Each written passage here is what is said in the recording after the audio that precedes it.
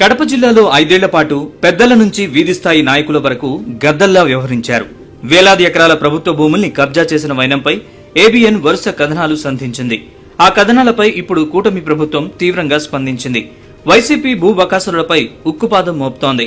కడప శివార్లలో సజ్జల రామకృష్ణారెడ్డికి ఒక ఎస్టేట్ ఉంది. సీకే దిన మండల పరిధిలో ఉన్న సజ్జల ఎస్టేట్లో ఆయన కుటుంబ సభ్యులు ప్రభుత్వ భూముల్ని ఆక్రమించి తమ ఎస్టేట్లో కలుపుకున్నారు.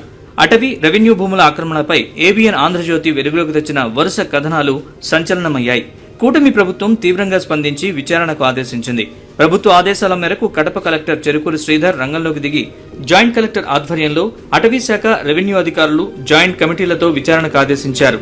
ఆ కమిటీలు సజ్జల ఎస్టేట్లో క్షుణ్ణంగా సర్వే నిర్వహించాయి. సీకే దినలోని 1833 సర్వే నెంబర్లో 52 ఎకరాల అటవీ భూముల్ని సజ్జల కుటుంబం ఆక్రమించుకున్నట్లు కమిటీలు తేల్చాయి. అదే ఎస్టేట్లో పలు సర్వే నెంబర్లలో మరో 11 ఎకరాల ప్రభుత్వ భూముల్ని ఆక్రమించినట్లు కూడా నిర్ధారించాయి. మొత్తం 63.39 ఎకరాలు ఆక్రమించినట్లు కలెక్టర్ శ్రీధర్ ప్రభుత్వానికి నివేదిక పంపారు. వెంటనే స్పందించిన కూటమి ప్రభుత్వం ఆక్రమిత భూముల్ని వెంటనే స్వాధీనం చేసుకోవాలని ఆదేశించింది. దీంతో స్వాధీన ప్రక్రియ ప్రారంభమైంది. కడపలో జిల్లా, మండల, గ్రామీణ, వీధి వైసీపీ నేతలు సైతం జగన్ పాలనలో విచ్చలవిడిగా రెచ్చిపోయి భూ కబ్జాలకు పాల్పడ్డారు. సీఎం జగన్ రెడ్డి మావాడు, మా జిల్లావాడు, మా ఇష్టం వచ్చినట్లు చేస్తాం, మమ్మల్ని అడిగేవాడెవడనే అహంకారంతో జిల్లాలో వేలాది ఎకరాల ప్రభుత్వ భూముల్ని వైసీపీ నేతలు కబ్జా చేశారు.